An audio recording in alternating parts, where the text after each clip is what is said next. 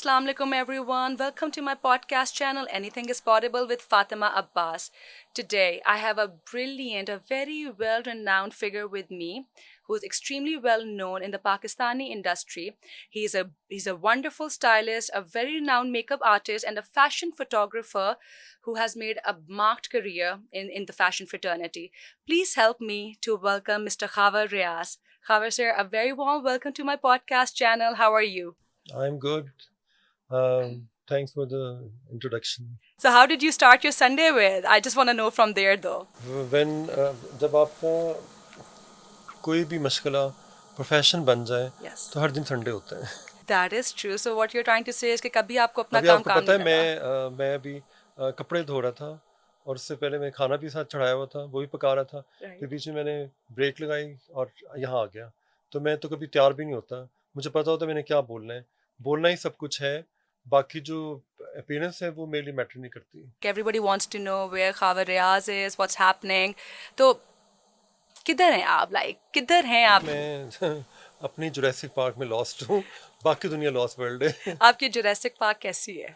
बहुत अच्छी। I think एक लाहौर है, Right. फिर उस लाहौर के अंदर एक लाहौर है, जो असल में लाहौर है वो मेरा घर है। Right. So it's more like canvas, जहाँ पे मैं हर वक्त बेसिकली आई एम चेंजaholic। एक अल्कोहलिक होता है, फिर एक चेंजaholic होता है, Right. जो रोज नए नए सीन देखना चाह रहा होता है, सिनेरियो चेंज करता है। तो मैं अपने घर को हर वक्त तोड़ता, कभी कहीं से तोड़ दिया, कभी कहीं से तोड़ दिया। तो मुझे करते करते वो घर की मैंने शेप इस तरह बना दी, तो ऐसे लगता है जैसे अपनी टस्कनी में बैठे हुए हैं। तो Amazing. वो मैं उसको एंजॉय कर रहा होता हूँ। तो मुझे एंड पे ये लगता है कि जब इंसान ने चेंज करना हो अपने आप को, या कोई डिप्रेशन आ रहा हो या कुछ भी, तो एक इटालियन मिथ है ना कि आप बिल्कुल घर में अपने घर को चमकाना शुरू कर दें या कुछ नया काम उसमें या पेंट कर दें, तो आप इवेंचुअली एक नया इंसान बन के निकलते हैं Beautiful. और Yes. आपके अंदर एक नई मूवमेंट आती है, इंस्पिरेशन आती है और नाउमीदी ख़त्म होती है। तो घर जो होता है ना, वो एक बहुत आपको it's just like another person. True. Absolutely sir. क्योंकि आपने अपना सारे दुख दर्द हंसी खुशी उसी जगह में चार दीवारी में गुजारनी होती एक्चुअली है. I am living under the Tuscan sun. तो मुझे असल में अब रह मैं यहाँ रहा हूँ, लेकिन मुझे लगता है मैंने अपना इलाका छोड़ के मैं कहीं उस जगह पे हूँ। जैसे कई लोग होते हैं अपना इलाका छोड़ के कहीं जाते हैं पर इलाका सा ले जाते हैं, मैं उन लोगों में से नहीं हूँ। मेरे अंदर शायद कहीं मैनहट्टन भी छुपा हुआ है, कोई पता नहीं मेडिटेरेनियन कोई फील है, पर मेरे ऊपर हर वक्त चीज़ें तारी रहती हैं। और मुझे अगर आप किसी कमरे के अंदर घुसेड़ देंगे तो मैं कोशिश करूँगा उस कमरे को अपने मुताबिक चेंज कर दूँ। Nice. Basically I am not a photographer. मैं एज अ फोटोग्राफर मैं समझता हूँ I am over rated actually. So Interesting. अपनी जजमेंट करनी सबसे मुश्किल होती है, लेकिन मैं एंजॉय करता हूँ अपने आप को जज करके। मैंने बहुत क्रिटिकली अपने आप को देखना शुरू किया, तो मुझे अंदाज़ा हुआ कि ना तो मैं मेकअप आर्टिस्ट हूँ, ना मैं फोटोग्राफर हूँ। मैं बेसिकली चीज़ों को मैनेज कर रहा होता हूँ। मुझे गेम की समझ आ गई। जब गेम की समझ आ जाती तो आप अपने जैसे वो असिस्टेंट खड़े करते हैं। अब ये तो नहीं कर सकते ना कि रोज़ आप खुद ही सिलाई मशीन लेके चला रहे हैं। True. तो आप उस तरह की 100 और सिलाई मशीनें होती हैं जो खड़ी करते हैं, वो चलाते हैं, फिर आपका दिमाग चलता है। तो आई एम मोर लाइक, मुझे लगता है मैं कोई इंटीरियर डिज़ाइनर हूँ, या मैंने चेहरों को पकड़ने के लिए ये सारा ड्रामा किया कि मैंने कैमरा पकड़ा ताकि उनसे बात करने में आसानी हो और उन तक मैं पहुंच सकूं, और अपने पे लेबल लगाया फोटोग्राफर का, लेकिन असल में तो वो फेसेस को ढूंढने निकला था। So English में इसको भी कहते हैं you faked it till you made it or how would you say that then? Her cheese naturally मेरे अंदर, मैंने नेचर को फॉलो किया, अपनी नेचर को, Right. जो मेरे अंदर इनपुट थी मैंने उसको फॉलो करता गया, मुझे रास्ता दिखाती है। कई दफ़ा ऐसा हुआ कि पूरा एक अंधेरा था, तो एक सुराख नज़र आया, तो पता चला वहाँ से एक रोशनी आ रही, फिर मैं उस तरफ चल पड़ा। तो Amazing. इस तरह से होता है कि रात को कई दफ़ा मैं बिल्कुल मायूस होकर सो जाता हूँ, सुबह फिर एक नई उम्मीद के साथ जाकर अंडर द टस्कन सन सब कुछ देख रहा होता हूँ। So how was your life when you were a teenager and what made you or your family come back to Pakistan and how did you start your life and put it all together जब आप इस मुल्क में आए थे? I just want to know what made Khavar Riaz Khavar Riaz. How was your journey? मैंने कभी अपने आप को बोर नहीं होने दिया।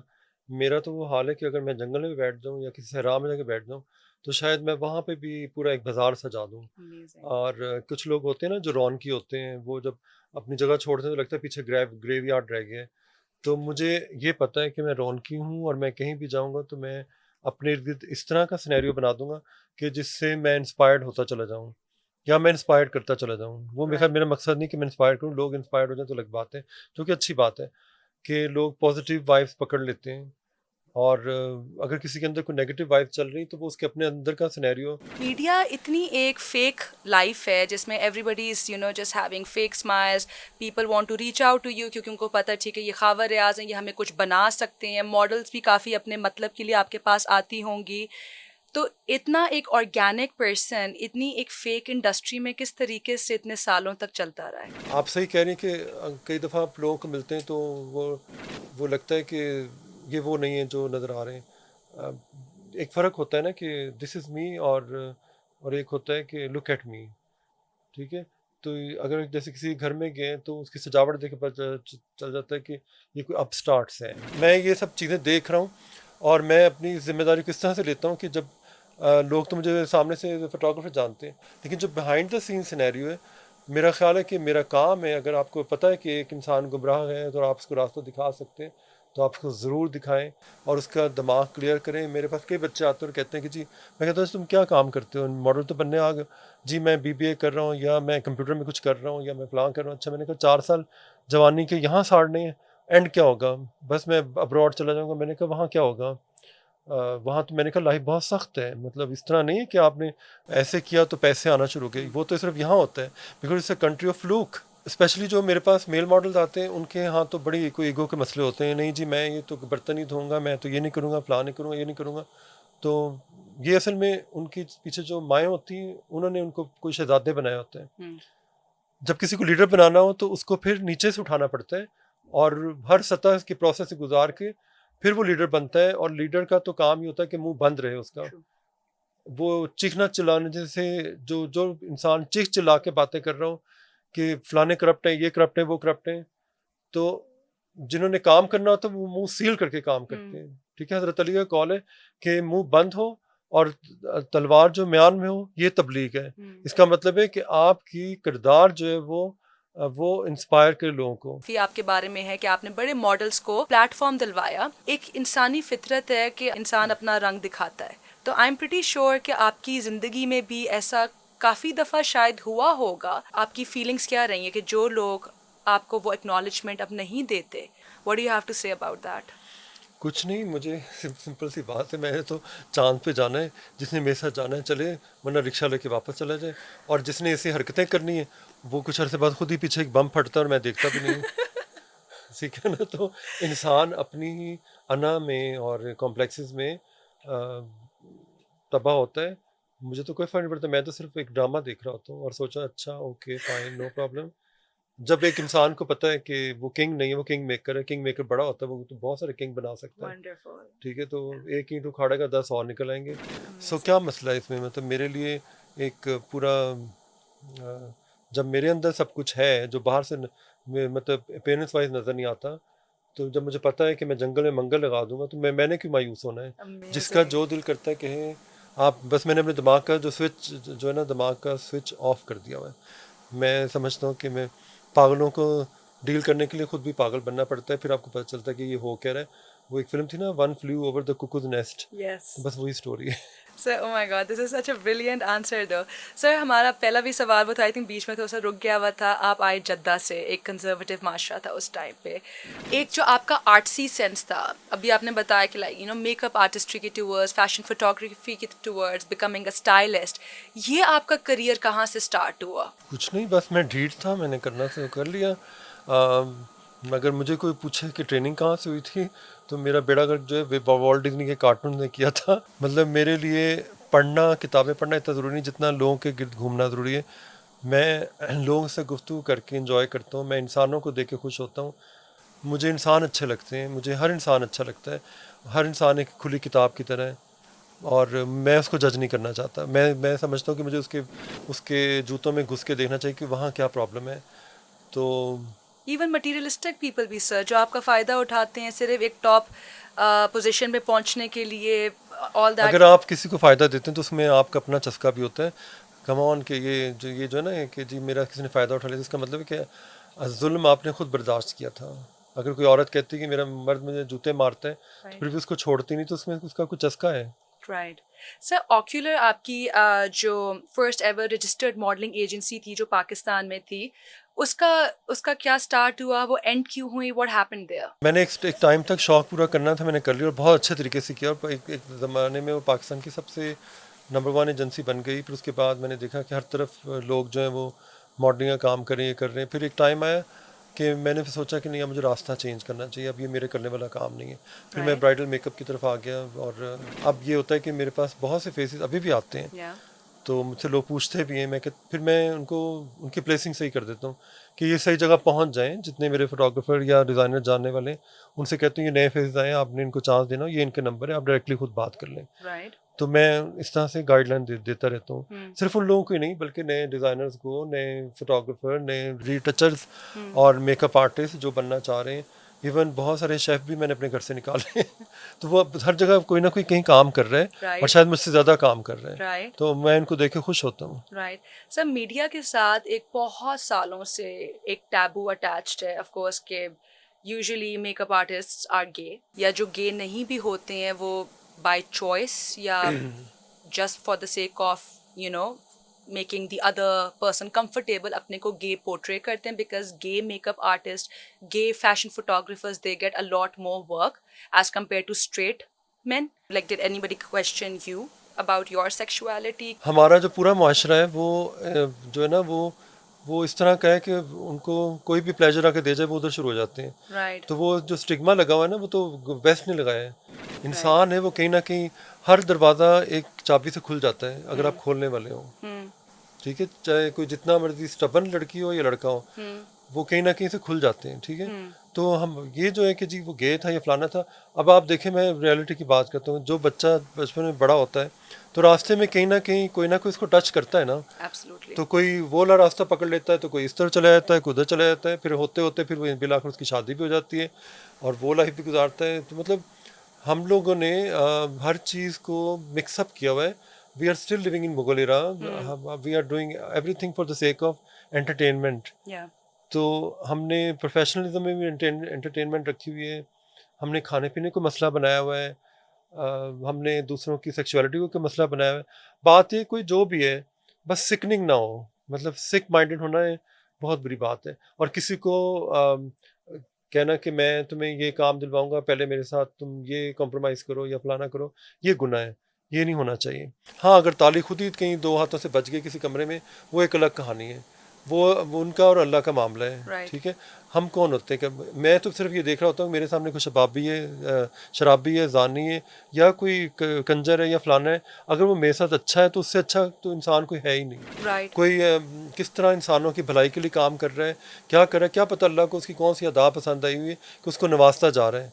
कुछ ना कुछ तो उसने नेकी की होगी ना। कई चीज़ें बाहर के लोगों में बहुत अच्छी हैं जो हमारे अंदर नहीं है। ठीक है, हमारे अंदर भी बहुत अच्छे लोग हैं, हर तरह के लोग हैं। ये तो तरबियत की बात होती है। मैंने बताया ना कि हमारी पूरी कौम को एजुकेशन सिस्टम की ज़रूरत नहीं है, तरबियत गाहों की ज़रूरत है। सर, आपने जब अपना करियर मीडिया में स्टार्ट किया उस टाइम पे ये चीज़ें थोड़ी कम होती थी कि मेन हैड टू कॉम्प्रोमाइज़ मोर। अब हम उस ज़माने में रह रहे हैं जिसमें औरतों से ज़्यादा ये कहा जाता है कि मीडिया में आगे बढ़ने के लिए आदमियों को, लड़कों को स्पेशली ज़्यादा कॉम्प्रोमाइज़ करना पड़ता है, मेल डिज़ाइनर्स के साथ, मेल मेकअप आर्टिस्ट के साथ। ये बातें मैं बड़ी सुनता हूँ। Is it true sir? नहीं, मेरी पहली बात सुनिए, सबसे पहले जो कॉम्प्रोमाइज़ करे उसको जूते पड़ने चाहिए। ठीक है, वो तो पढ़ने ताली चाहिए। तो 2 हाथों से बचती है ना। बिल्कुल। अब अगर कोई लड़की या लड़का कहीं जाके ये चीज़ें करता है तो इसका मतलब उसको अपने ऊपर भरोसा नहीं है। Exactly. चलो, आपने इस तरह काम पकड़ लिया, फिर उसके बाद क्या है, अंधेरा ही अंधेरा है, क्योंकि आप में कुछ था ही नहीं। और जो टैलेंट है वो तो वैसे ही खिड़कियां दरवाजे ईंटें तोड़ के बाहर निकल जाता है। टैलेंट में तो इतनी ताकत होती है।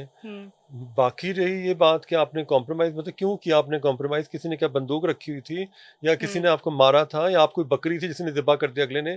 ठीक है, अगले में अगर ये मसला था तो आपने क्यों उसके साथ ये सब कुछ किया? इसका मतलब आपका अपना चस्का शामिल था, और जब सब कुछ हो गया तो कह दिया मैं तो आपको अपना भाई समझता था, ये आपने क्या किया? मैंने कभी किसी के साथ इस तरह की हरकत ना की, ना होने दी है।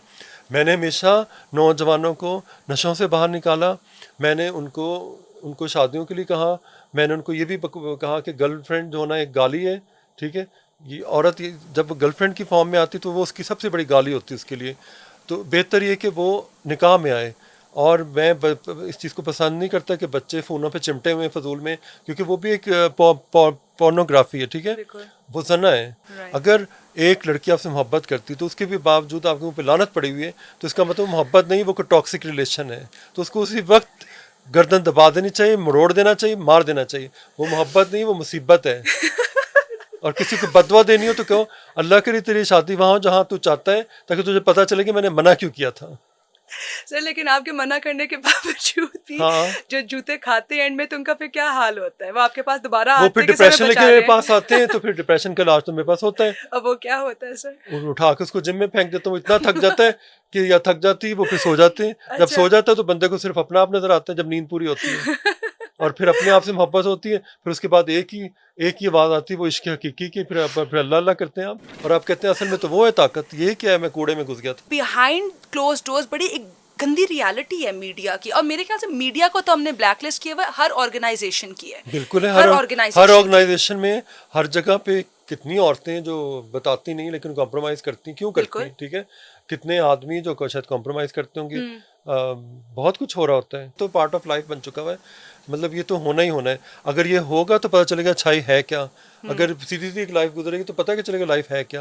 अगर वो एक लाइन ही सीधी हो गई तो फायदा क्यों, जब तक वो ऐसे ऐसे नहीं उछलेगी तो तभी तो लाइफ होगी ना। एक रोलर कोस्टर चलेगा तो पता चलेगा हाँ ये लाइफ है, हाँ। ये एडवेंचर है, ये पिकनिक है। तो इस तरह से है। लेकिन सर कभी कोई यंगस्टर्स लड़के आपके पास आए हैं विद अनदर आइडिया, उन्होंने आपको अप्रोच किया और खुद ऐसी एडवांसमेंट्स आपके टूवर्ड्स की हो ताकि आप उनको कुछ बना दें विदाउट यू टेलिंग देम कि you want something but they approaching you, ताकि वो कुछ बन जाए? अच्छा, मेरे साथ मुझे इस मामले में कुछ लोगों ने बदनाम भी किया था। अब फ़र्ज़ करें एक लड़का आया या लड़की आई, वो बाहर कोई खड़ा है, दोस्तों को कहें कि मैं तो बस मॉडल हूँ, ये है फ़लाँ है ठमकाना है। तो मैं अंदर गया तो उन्होंने मुझे गलत ऑफरें कराई फ़लाँ की, इसलिए मैं ठुड्डा मार के आ गया हूँ।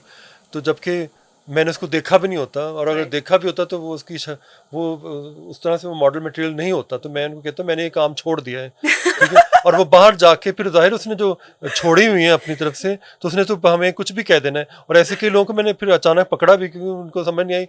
वो बात कोई कर रहे थे, मैंने कहा अच्छा वो किस तरह का हुलिया उनका। मैंने शो किया कि मैं ख़ाबरदार नहीं हूँ, मैं उनका कोई मुलाजिम या कोई और हूँ। मेरे घर अक्सर लोग आते हैं तो पूछते हैं कि साहब किधर हैं, क्योंकि और मैं इस तरह फिर रहा होता हूँ इस हुलिये में। तो मैं फिर कहता हूँ मैं अभी बुलाता हूँ उनको। फिर मैं जाता हूँ, पर तो नीचे से कोई गुजर कहता है वो जो गए हैं वो ही हैं। Oh my God. नहीं तो फिर आप उस चीज को किस तरह काउंटर करते? कभी आपको गुस्सा नहीं चढ़ा कि आपको इस तरीके से मतलब नहीं, कि फिर मैं एक ड्रामा करता हूँ, मुझे हाँ मुझे कॉमेडी क्रिएट करने का शौक है। फिर जो उनके दिमाग में चल रहा होता है मैं वही बन जाता हूँ थोड़ी देर के लिए, कि चलो मैं एक ड्रामा करते हैं, कॉमेडी क्रिएट करते हैं। जो और जब एंड होने वाला होता है तो वहां पे फिर उसको मैं ऐसे गले से पकड़ लेता हूँ। क्या मतलब तुम कहीं भी जाके ये सब कुछ करोगे, क्यों कर रहे हो, राइट किसने तुम्हें कहा, तुम अच्छे भले, लेकिन मैं तुम्हें रास्ता दिखाता हूँ, बच्चे गलत है ऐसे नहीं करना। राइट। आप बिल्कुल डिबंक कर रहे हैं मीडिया की सारी बातें जो कि इतनी ज्यादा आउट होती है कि मीडिया में ये होता है वो होता है, जो नहीं, कि कुछ भी नहीं होता मेरे। कुछ नहीं होता। नहीं, कुछ नहीं ऐसा होता, हमारी इंडस्ट्री में ऐसा कुछ भी नहीं है। साफ सुथरी साफ इंडस्ट्री सुथरे है। लोग हैं, लड़कियां महफूज रहती हैं यहाँ पे, लड़के भी महफूज रहते हैं। आप उनकी सेहतें देखें, उनके कद काट देखें, उनकी शक्लें देखें, आपको कहीं से लगता है कि इनको किसी ने रेप या अब्यूज किया होगा। लेकिन सर बहुत ज्यादा लोग तो अब डिजिटल प्लेटफॉर्म पे वोकल भी हो गए इस चीज के बारे में। तो वो जब वोकल हुए हैं तो उन क्या उस वक्त वो अंधे थे, आंखें बंद थी, या कि या सर उन्होंने कोई पावर नशा नहीं थी किया ना हुआ उस था, टाइम पे या लोगों के। उन्होंने कोई आइसिंग की हुई थी, क्या किया हुआ था कि अगले ने उनको टच किया, तो क्यों टच किया, क्यों टच होने दिया, उसी वक्त सर बाद में पकड़ लेते हैं। सर लेकिन वो काफ़ी दफ़ा ऐसे हुआ है कि मेरी फीमेल फ्रेंड्स और मैं हम लोग कभी बैठते हैं और हमारे साथ भी ज़िंदगी में कुछ ऐसा हुआ कि हमें इनअप्रोप्रिएटली टच कर दिया गया हो, और हमारा रिएक्शन लेवल उस टाइम पे ये होता है कि हम फ्रीज कर जाते हैं। कहने को हम बड़े यहाँ पे प्रधानमंत्री बने होते कि तुम्हें ये करना चाहिए था, ये कर, उसके मुंह पे थप्पड़ मारती। लेकिन जब ये एक्चुअली आपके साथ इवेंट होता है तो एक ह्यूमन रिएक्शन ये होता है कि एज अ वुमन आप फ्रीज कर जाते हो।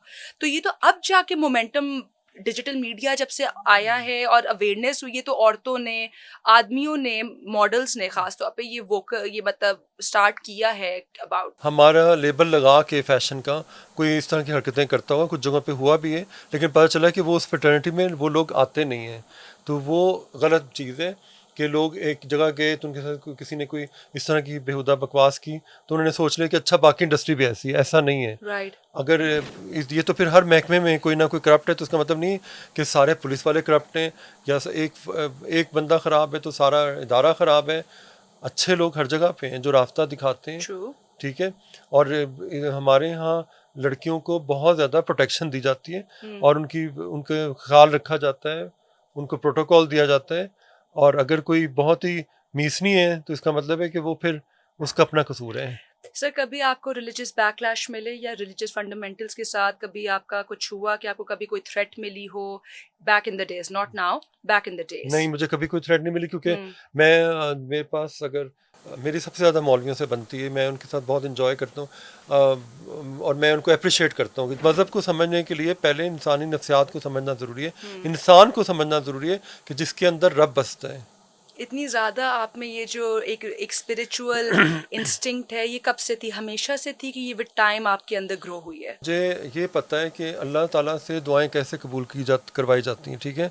हर इंसान के अंदर एक पीर है, अगर वो यकीन के सफ़र पे चल रहा हो और वो हर चीज़ को एक आजमाइश समझ के सब्र के साथ राब्ते में रहे फिर एक दिन दरवाजे खुल पड़ते हैं। फोटोग्राफी में भी आपका बहुत नाम है, मेकअप में भी आपका बहुत नाम है, स्टाइलिंग में भी आपका अभी तक बहुत नाम है, एंड ऑफ कोर्स आपकी जो महारत है वो इन तीनों एम्बिट्स में है। आजकल लोग एक चीज़ को for the sake of doing it करते हैं। आप लोग जब करते थे, आप लोग पैशन के तौर पे करते थे। मैं बताऊँ मेरी सबसे बड़ी महारत क्या है जो किसी के पास नहीं है। एक दफ़ा मेरी इंडस्ट्री में एक बहुत बड़े डिज़ाइनर, मेरे दोस्त भी आमिर अदनान, उसने कहा था जो खावर के पास आँख है ना, आई विश कि उसकी क्लोनिंग हो सकती।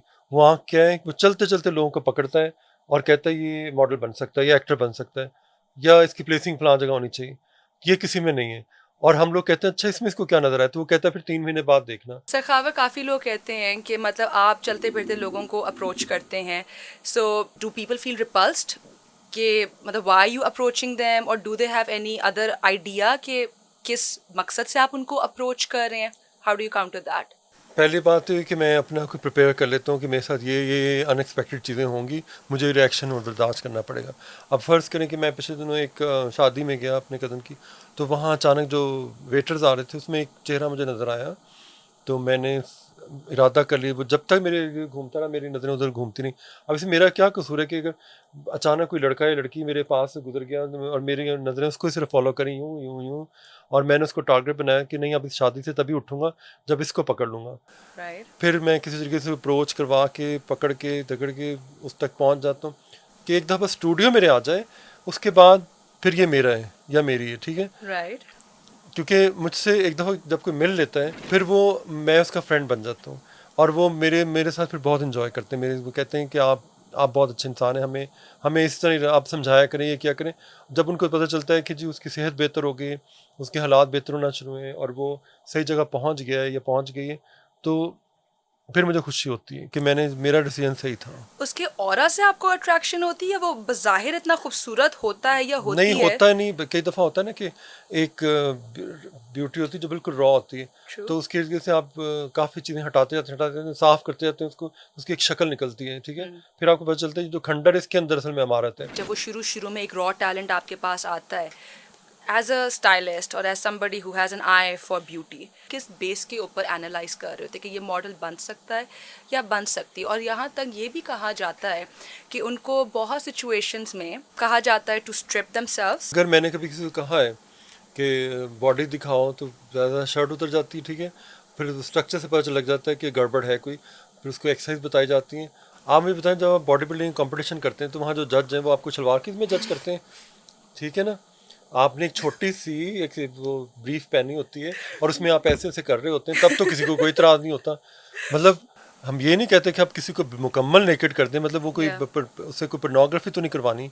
मतलब ये कि अगर आपने उसको बताना है कि तुम्हारे स्ट्रक्चर में ये जो ना तुम्हारे पोस्चर ख़राब है, तुम स्लाउच करते हो, मतलब इस तरह बैठते हो, या तुम्हारे थोड़ा सा पेट निकला हुआ, या वो उसको स्ट्रक्चर वाइज एक्सप्लेन करते हैं तो उसको समझ में आती है। फिर डिस्कम्फर्ट आपके सामने शो नहीं किया कि हमने नहीं आपके साथ काम करना, आप हमें बहुत ज़्यादा what do you call it, एक अनकंफर्टेबल सिचुएशन में प्लेस कर रहे हैं, एनीथिंग लाइक दैट? कभी आपको बैकलैश नहीं आया इस चीज़ पे? शुरू में होता है, लेकिन फिर जब उनको अंडरस्टैंडिंग होती है मेरे साथ, फिर वो समझ आती है कि नहीं, ऐसे वो बहुत कंफर्टेबल हो जाते हैं बच्चे। और इवन लड़कियों को तो खैर कभी हमने नहीं कहा कि ये उतारो या वो उतारो, कोशिश होती है ढक के छुपे रहें। मेरे घर बल्कि लड़कियां जब आती हैं तो मैं इनको मना करता हूँ कि वो एक तो टाइट पेंटे ना पहन के आएँ या कोई इस तरह कपड़े ना, रिवीलिंग कपड़े ना पहन के आएँ। जब आएँ चादर ओढ़ के आए, अंदर आके बेशक चादर फेंक दें, क्योंकि ये यूरोप नहीं है। आप सोचें ना कि आप चलते हुए आ रहे हैं तो पीछे से वो जो चौकीदार खड़े हैं या लोग बाहर खड़े हैं वो ऐसे ऊपर से नीचे तक नजरों से देख रहे हैं, तो आप उसके लिए एक वजह बन गए, वो आपको तो कुछ नहीं कह रहा है, अब्यूज कर रहा है, ठीक है, तो आप क्यों ऐसी चीज कर रहे हैं कि जिससे वो अपने दिमाग में उसके कंफ्यूजन आना शुरू हो जाए। मैं इतराज नहीं कर रहा किसी भी औरत या मर्द पे, मैं कह रहा हूँ कि हमें नुमाइश नहीं करनी चाहिए ऐसी जगह पे जहाँ पे एक्सपोजर नहीं है। अब हमारे मुल्क में जब बाहर से लोग आते हैं तो वो यहाँ के रंग रूप के मुताबिक कपड़े पहन लेते हैं, राइट, एग्जैक्टली। ठीक है, चादरें ओढ़ लेते हैं, उनको पता है कि हाँ ये इनका कल्चर है, हमने इसको फॉलो कर, और उनको बहुत रिस्पेक्ट मिलती है। अब आप जब ये नहीं कर सकते कि सामने आपके एक पठानों की बस्ती है, लोग झुग्गी में रहने, और वहाँ आप जीन्स पहन के पहुंच जाएं, हाँ। कि वो उससे ऑफेंड फील करें। आपको किसी कल्चर को रिस्पेक्ट देनी चाहिए। सर, काफ़ी टाइम से प्लस साइज बहुत पॉपुलर हो चुका हुआ है, क्योंकि अब तो ट्रेंड्स काफ़ी चेंज हो गए हैं। नहीं देखे ना, मार्केट में कपड़े ज़्यादातर मीडियम से आगे लार्ज, एक्स्ट्रा लार्ज, उस तरह के आते हैं। अब वो एक मार्केट की स्ट्रेटजी फिर बदलती गई कि यार ज़्यादा कपड़े तो ये बिक रहे हैं, क्योंकि मोस्टली पंजाब में लोगों के पेट निकले हुए हैं, ठीक है, तो उन्होंने फिर उस तरह के लोगों को कपड़े पहना के दिखाना शुरू कर दिया। चाहे अगर कोई एक औरत बल्कि है तो उसको क्या सूट करेगा, वो भी तो चाहती, वो अब वो तो उठ के नहीं कर स्किनी मॉडल बन नहीं सकती ना, तो उसको बजाय कॉम्प्लेक्स में डालने के उसको उसी तरह की एक औरत उसके सामने दिखाई जाए, वो जो कपड़े पहने खड़ी बड़ा स्टाइलाइज होके, तो वाई नॉट, ये तो जो कि अच्छी बात है। सर, जो मॉडल्स हैं वो एक्ट्रेसेस बन रही हैं, जो एक्ट्रेसेस हैं वो मॉडल्स बन रही हैं। In your opinion, are these two different professions, और do you think a model can be an actor and an actor can be a model? कोई भी बंदा एक्टर बन सकता है, कोई भी बंदा मॉडल बन सकता है, वो तो उसके ऊपर है कि वो किस तरह घूमते घुमाते अपनी मंजिल तलाश करता है। राइट। सर, आपने अभी बताया कि आपकी जो आंख है इट रिकग्नाइजेज रॉ ब्यूटी, और जब तक आप अपना ये एम अचीव नहीं कर लेते उस बंदे को रीच आउट करने के लिए कि ये इसको मैं रीच आउट करूँगा, ये मेरे पास आए, क्योंकि you recognise where the true beauty lies. लेकिन जब आप उनको रीच आउट कर रहे होते हैं और जब आप बताते हैं कि मेरे स्टूडियो में आए, तो कभी ऐसा हुआ है कि लोगों ने अपनी कोई इनसिक्योरिटी या सर्टेन लेवल ऑफ थ्रेट को शो कि ये कौन है, हमने इनके स्टूडियो नहीं जाना, ये क्या तरीका है, हमारे साथ उनके स्टूडियो में कुछ हो गया, या कोई हेजिटेंसी या कोई फियर, कोई रूमर आपके बारे में इसी चीज़ के ऊपर स्प्रेड किया हो कि he is somebody who calls everyone to the studio? Have you ever been blacklisted for that?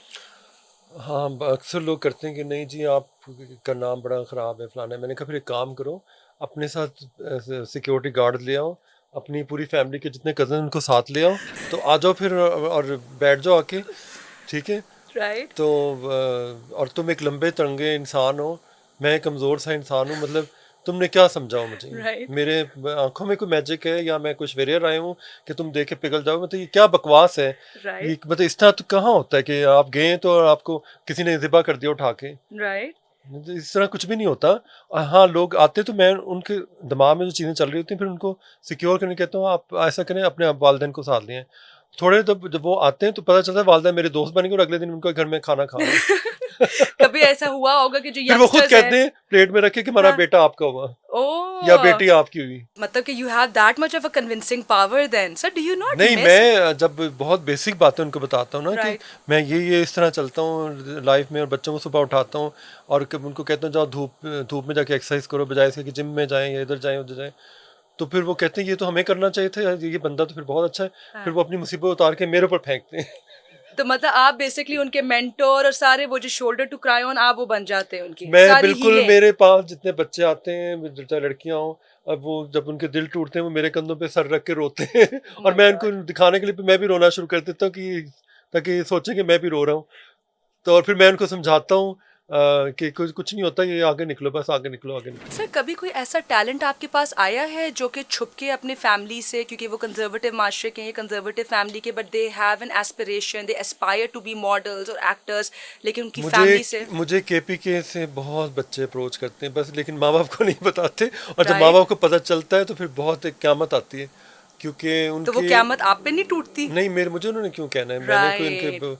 बच्चों पे क़यामत टूटती है। फिर मैं कई दफ़ा उनसे राब्ते करता हूँ, किसी पश्तून को पकड़ता हूँ कि यार ज़रा इनके बाप से बात को समझाओ उनको, ऐसा कुछ भी नहीं है, क्यों ये इस तरह सोच रहे हैं।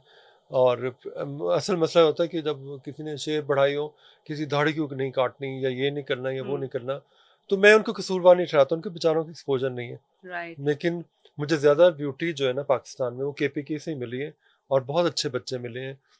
और मेरे घर में जब लोग आते हैं तो कहते हैं ये तो हम लगा किसी पठानिस्तान में आ गए और मेरे घर में हर वक्त पश्तो चल रही होती। आपको खुद आती है पश्तो? नहीं, मुझे नहीं आती, मुझे सिर्फ गालियाँ देनी आती हैं। सर एक टाइम था और मेरे ख्याल से अभी भी है, लेकिन थोड़ा सा अभी let's talk about back in the day, बहुत ज़्यादा उस टाइम पे you were the king maker, the ultimate खबर रियाज। अब जाके थोड़ी सी आपकी पॉपुलैरिटी थोड़ी हश डाउन हो गई है। इज़ इट बाय चॉइस कि आप बैक फुट पर आ गई हैं, या it's natural flow of order थी क्योंकि यंग टैलेंट आता है? तो जो ऑफ कोर्स आपके बारे में भी था कि वेयर इज़ खबर रियाज, तो वेयर एग्जैक्टली इज़ खबर रियाज? मैं बस अपने सफ़र से भी निकला था, बीच में कहीं फोटोग्राफी भी आ गई, पता चला मैं मशहूर हो गया। मैंने कहा अच्छा, मैंने मशहूर भी होना था। अचानक पता चला घर भी मिल गया। मैंने कहा अच्छा, मुझे घर भी मिल गया। I am a people's photographer. मैं वाहिद इस इंडस्ट्री में फोटोग्राफर हूँ कि जिसको चलते फिरते लोग पहचान लेते हैं। मेरा कंपटीशन है ही नहीं कोई, मतलब मैं कंपटीशन क्यों करूँ? मैं आर्टिस्ट का कोई कंपटीशन नहीं होता। ये आर्टिस्ट एक और तरह का है, वो आर्टिस्ट एक और तरह का है, उसका फीलिंग कुछ और है, मेरी फीलिंग कुछ और, तो उनका आपस में कोई मुकाबला ही नहीं है। तो पॉपुलर है या नहीं है, मैंने बताया ना एक सर्टन लेवल तक था, लेकिन फिर मैंने सोचा कि मैं तो फोटोग्राफर हूँ ही नहीं। मेरा जो काम है वो तो अपने इर्द गिर्द उन चेहरों को बिठाए रखना है, तो उनको देख देख के खुश होना है। शायद उसी में आपको रब नज़र आता हूँ। That is beautiful sir. लेकिन सर आजकल के अगर हम जो फैशन डिज़ाइनर्स या ये स्टाइलिस्ट और ये देखते हैं, मतलब कि जस्ट टू स्टे रेलेवेंट इतने ऑब्नॉक्शियस डिज़ाइंस प्रोड्यूस कर रहे हैं, उनकी जो क्राफ्ट और आर्ट है वो भी डाई डाउन करती है, लेकिन रेलेवेंट रहने के लिए बस they are just there in the market. बड़ी बात है जिसको एक दफ़ा पावर की, फेम की, ख़ासतौर पे वो पावर ऑफ फेम जो आपने मांगी भी ना हो बट आपके पास खुद आपको फॉलो करके आ गई, उसका जब चस्का लग जाता है और वो तो उस चीज़ का चस्का हटना और वो वाली लाइमलाइट दोबारा से फेस ना करना बड़ा एक इंसान को क्राइसिस देता है, जिसकी वजह से आधे ये से भी ज़्यादा तो हो लोग सकता है, डिप्रेशन में मर नहीं जाते नहीं हैं। नहीं, ये भी तो हो सकता है कि अगला ही वहाँ से हट गया हो खुद। तो आप खुद हट गए हैं इस रास्ते से? नहीं, मैंने जितना एंजॉय करना था कर लिया ना। राइट फिर मुझे लगा कि नहीं, ये मैं नहीं हूँ, ठीक है। राइट। और मैं उधर से उधर चला गया, फिर उसके बाद उधर से उधर चला गया। मेरा ये हाल है कि कोई पता नहीं, मेरा यहाँ से मैं उठूँ पता चले मैं अपने किसी मुलाजिम के क्वार्टर में चला गया और वहाँ बैठ के उसके साथ दाल खा रहा हूँ। राइट। तो मुझे तो देखना है मैं कहाँ पे अपने आप को खुश महसूस करता हूँ। कभी पता चलता है कि जी मैं किसी अननोन शादी में घुस गया हूँ और वहाँ कुछ खा रहा हूँ और लोग देख के खुश हो रहे हैं, ठीक है। अच्छा। फिर मेरे रिश्तेदार मुझे देख के हैरत हो जाते हैं कि यार ये तो उसी तरह ही कपड़े धोते धोते यहाँ शादी में आ गया और ये आ गया। तो मैं कहता हूँ इससे क्या फ़र्क पड़ता है? फिर पता चलता है सारी शादी में मुझे ज़्यादा सबसे ज़्यादा अटेंशन दी जा रही है। राइट। फिर मुझे पता चलता है मैं सेलिब्रिटी हूँ, फिर मुझे कहा जाता है लेजेंडरी, फिर आइकॉनिक, ये वो। मगर मैंने इन चीज़ों के लिए स्ट्रगल नहीं की थी। मैंने स्ट्रगल की थी अपने आप को एक्सप्लोर करने की, मैं हूँ कौन आखिर? मतलब मैंने कहाँ जाकर टक्कर मारनी है और मैं हूँ कौन, क्या है मेरा मकसद? राइट। मैं तो अभी भी उस तलाश में हूँ और मैं उस तलाश, वो जो पूरा एक सफ़र है मंजिल तक जाने का, उसके इर्द-गिर्द इतनी अच्छी चीज़ें हैं, मैंने इतना कुछ अच्छा एक्सपीरियंस किया है और मैं हर लम्हे को एन्जॉय किया है और इवन मैं ये गुफ्तगू एन्जॉय कर रहा हूँ। तो मुझे तो अपने आपको हर वक़्त एक एंटरटेनमेंट में रखना है। मैंने राइट। बताया ना, मेरे लिए ये सब कुछ ऐसे जैसे मैंने अपने आप को खुश करना है। मैं तो किसी रैट रेस में हूँ ही नहीं। हाँ, मैं बहुत खुश होता हूँ ये देखकर कि हमारे जो नए बच्चे आए हैं, उनका बहुत अच्छा एक्सपोज़र है, वो बड़ा इंटरनेशनल लेवल का काम कर रहे हैं, वो मुझे इंस्पायर करते हैं। अपने ही फ़ोटोग्राफ़र मुझे इंस्पायर करने लगे, मैं उनको देख के खुश होता हूँ कि ये सब ऐसे लगता है जो मैंने एक खेती-बाड़ी की थी, एक बंजर ज़मीन के ऊपर मैंने काश्त चलाई थी, तो आज वो भर गई चारों तरफ से। सो आई एम सो हैप्पी। और ये कि लेबल सज जाए या फलाना सज जाए, मुझे किंग नहीं बनना। मुझे वो इंसान ज़्यादा किंग लगता है जो अपने आप को एक्सप्लोर करने पे लगा रहता है। वो उसका अपना एक सफ़र होता है, वो नहीं टूटना चाहिए। वही वही आपकी कामयाबी है। सर बहुत सारे ऐसे लोग हैं मीडिया में जो कि हु स्टार्टेड फ्रॉम नोवेयर और आपकी मेंटोरशिप, जिनको आपने अपने आगोश में लिया और उनको आपने बहुत बड़े मकाम पे पहुंचा दिया। बहुत वेल नोन नेम एक्टर्स हो गए, एक्ट्रेसेस हो गए, जिनको अब के दौर में सितारा इम्तियाज़ भी मिल गया है। कभी आपको बुरा लगता है कि मतलब आपने एक लेगेसी बनाई है, आपने अपनी ज़िंदगी के सबसे प्राइम ईयर स्टिल डेट इस इंडस्ट्री को डेडिकेट कर दिया? So do you not think that you were also worthy of getting Sitara Imtiaz and a national recognition? जिन लोगों को मिला है वो पता नहीं, कई दफ़ा सोचते हैं अच्छा ये इसको क्यों मिल गया, क्या क्या क्या इसने किया, मतलब कोई ख़ास काम नहीं किया। इसकी जगह तो शायद वो उस खिलाड़ी को मिलना चाहिए था जिसका नाम शाहजेब रिंद है, जो बलूचिस्तान से गया मुश्किल हालात काट के, और उसने मियामी में जाकर कितने लोगों को हराया। अभी हाल ही में इंडिया के एक लड़के को हरा के उसने एक मिसाल कायम की और दोनों मुल्कों के झंडे लहरा के अमन की वो पैगाम दिया। और उसकी जगह मैं देखता हूँ अरशद नदीम को, जिसने सिर्फ एक डंडा फेंका है, तो उसको ऐसे कोई हीरो बनाया गया, जो असल हीरो था वो था। तो ये तो ज्यादतियाँ मैं देखता रहता हूँ ना, तो हमारा पूरा माशरा इस तरह का है कि अब जब आप कर रहे होते हैं तो आपका जो मनपसंद है उसको खुश करने के लिए आप बहुत से लोगों से ज्यादतियाँ कर जाते हैं। जो असल टैलेंट है वो कोई और है। मेरे हिसाब से सितारे इम्तियाज़ ऐसे लोगों को मिलना चाहिए जो मुश्किल हालात से निकलकर अचानक दोबारा ज़ीरो से हीरो बन जाते हैं। असल में तो वो मुस्तहिक है। सर काफ़ी ज़्यादा अब आजकल की आप देखते हैं कि ये बोटॉक्स फिलर्स ये वाले जो ट्रेंड्स चल पड़े हैं कि हम मतलब मैं और मेरी बहन एट टाइम्स कहते हैं काइली जेनर के कार्दाशियन के क्लोन्स जो बन रहे हैं, every girl is dressing the same, every girl wears the same cloth, the same makeup, वो जो सेमनेस एक क्रिएट हो चुकी हुई है।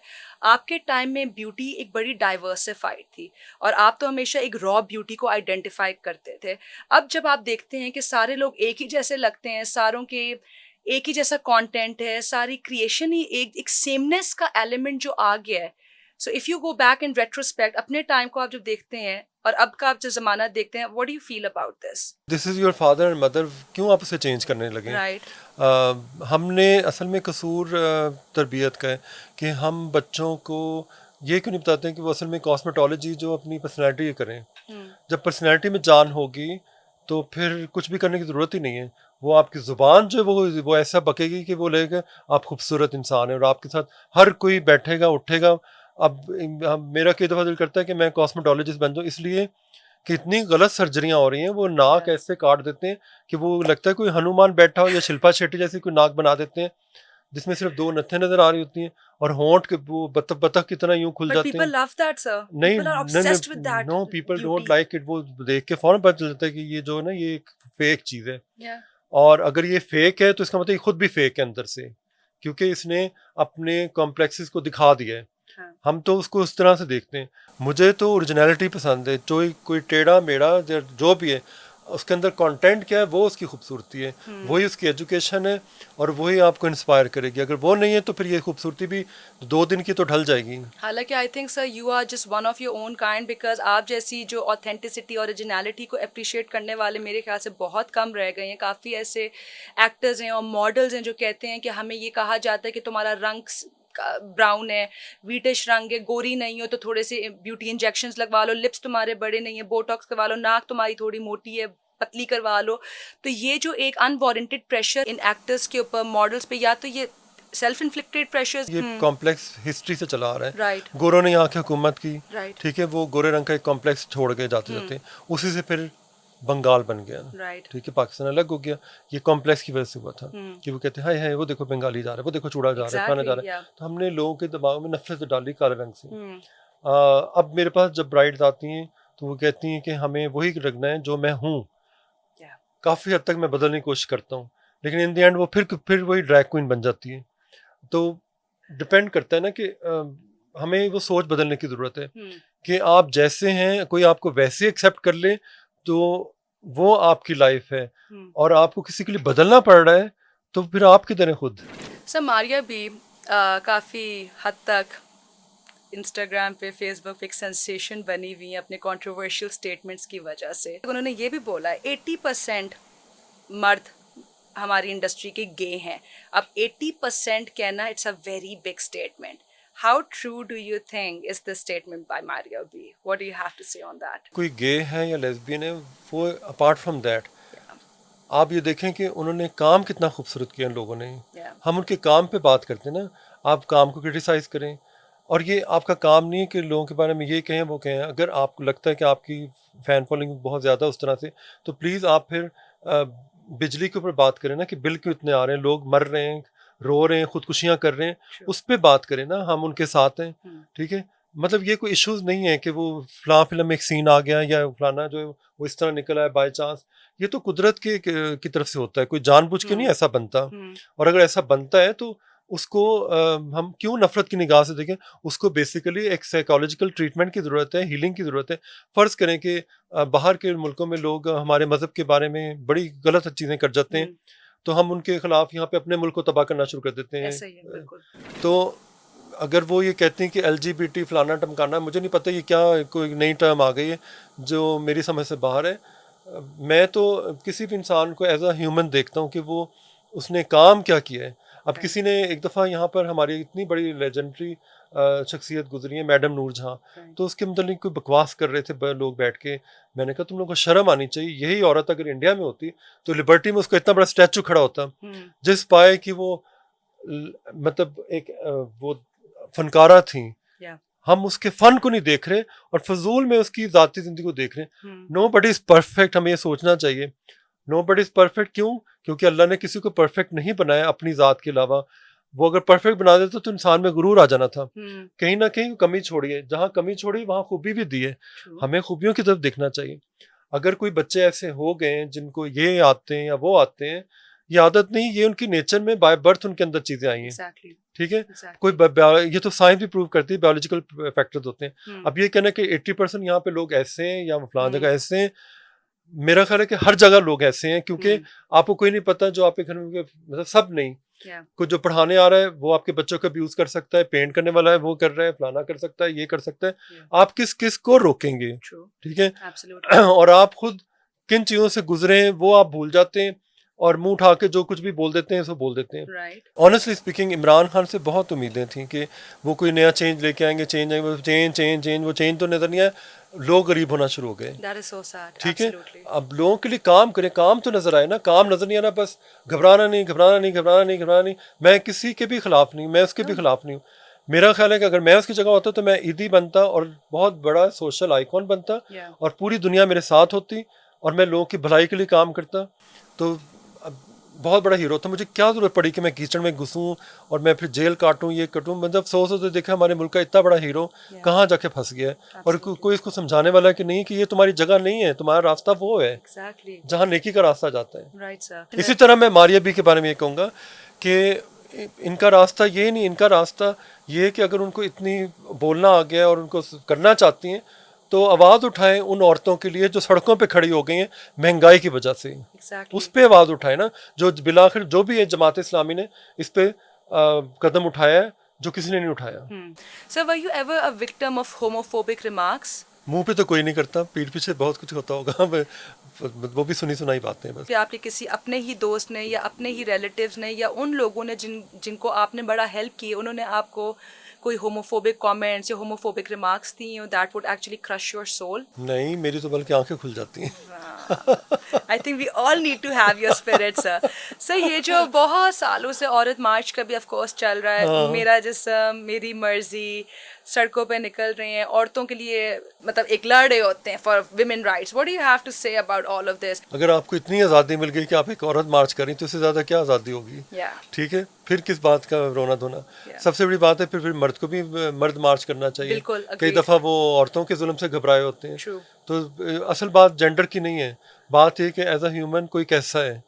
वो एक जालिम मर्द भी हो सकता है, वो एक जालिम औरत भी हो सकती है, वो कोई भी हो सकता है। मतलब वो एक इंसान के ऊपर डिपेंड करता है। वो औरत या मर्द का लेबल लगाने से चीज़ें मसले हल नहीं होंगे। लेकिन आपको क्यों लगता है सर कि औरत को इतना बेचारा हमारे माशरे में दिखाया जाए? हालांकि औरतें काफ़ी एम्पावर्ड हैं, लेकिन एक्चुअली मर्द हैं जो कि पहली बात तो है कि औरत को कौन सी पावर चाहिए, पहले वो डिफाइन तो करें ना। Agreed, absolutely. औरत की इससे बड़ी पावर क्या होगी कि अल्लाह ताला ने उसको माँ बनाने की सलाहियत दी है। वो एक पूरी नेशन खड़ी करती है। ठीक है, उसको माँ का दर्जा दिया है, वो इतना बड़ा दर्जा है कि वो खुदा के करीब जाता है। फिर उसका जो मर्द है वो एक मजाजी खुदा है। तो इससे ज्यादा और क्या औरत को चाहिए? आजकल तो औरतों को ये स्टेटमेंट बड़ी बुरी लगने लग गई है कि मर्द को मजाजी खुदा माना जाए। ये भी अब औरतें कहती हैं कि हम मजाजी खुदा, कांस्टेंट इसके ऊपर बैकलैश आ रहा होता है फेमिनिस्ट का कि कोई हमारा मजाजी खुदा नहीं है। अगर आपको किसी रिलेशन में गड़बड़ नजर आ रही है तो आप उससे अलग हो जाए। किसने आपको कहा क्या रह क्यों रही है? चस्के किस बात के? आखिर कुछ नहीं होता। आजकल के दौर में ऐसा कुछ नहीं होता। बच्चे बड़े होकर खुद ही समझ जाते हैं कि गलत कौन है, बाप बुरी है या गलत बाप बुरा है। वो न्यूट्रल होकर देख लेते हैं। फिर जब हीरा मंडी बैठी औरतों की शादियां हो गई तो फिर हम क्या चीज़ें हैं। वो बिल्कुल। आज सारी हीरा मंडी की जितनी वो उजाड़ पड़ी वो सब औरतें मैरिड हैं, बच्चों वाली हैं, सब कुछ है। अल्लाह ने उनके नसीब में लिखा तो हो गया, राइट। और बड़े अच्छे घरों में गई हैं। सर कभी आप अपनी लाइफ में रिफ्लेक्ट बैक करें, कभी ऐसा हुआ कि आपने कुछ ऐसा किया हो जिससे आपके ज़मीर ने आपको पिंच किया हो कि तुमने ये हरकत क्यों की, तुम्हें नहीं करना चाहिए था, something that kept you awake all night, any regret, anything that did not bring any sort of satisfaction to your conscience? हर चीज़ खुली आंखों से की, खुद की, Right. और उसको एक्सेप्ट किया। Right. जहाँ गलत लगा वहाँ पे माफ़ी मांग ली, Right. और जहाँ लगा कि सिचुएशन ख़राब हो रही है वहाँ सुलह सफाइयाँ करवा दी, Right. और हर चीज़ को हंसते हंसते टाला भी है कि नहीं भी मैं ये मुकाबला नहीं लड़ सकता, यहाँ मैं बुज़दिल हूँ, तो बेहतर है कि मैं इनके साथ मिल जाऊँ। सर बुज़दिल होना और इस चीज़ को एक्सेप्ट करना, isn't that a sign of courage जो लोग नहीं एक्सेप्ट करते? नहीं, जब आपको पता है कि आप लड़ नहीं सकते True. या वो ज़ुबान नहीं अपना सकते, True. तो बेहतर है कि फिर आप दुश्मन को ही दोस्त बना लें। That is absolutely true. Sir, what advice, last but never the least, what advice would you give to all the people who are watching you, especially people who want to pursue this line of career, which is like modeling, acting? आपने बड़ी चीज़ों को debunk कर दिया है. Whatever it is, Yeah. discipline is must. दुनिया में change discipline से आता है। Honestly, I am so elated to have you on my show. Brings me absolute joy. Thank you so much for being a part of my podcast. Anything is possible with Fatma Abbas. So, ladies and gentlemen, this brings an end to our episode. I have with me Mr. Khavar Reyes. Thank you so much, sir, once again, and I will see you all soon. Tafiz, take care. Bye bye.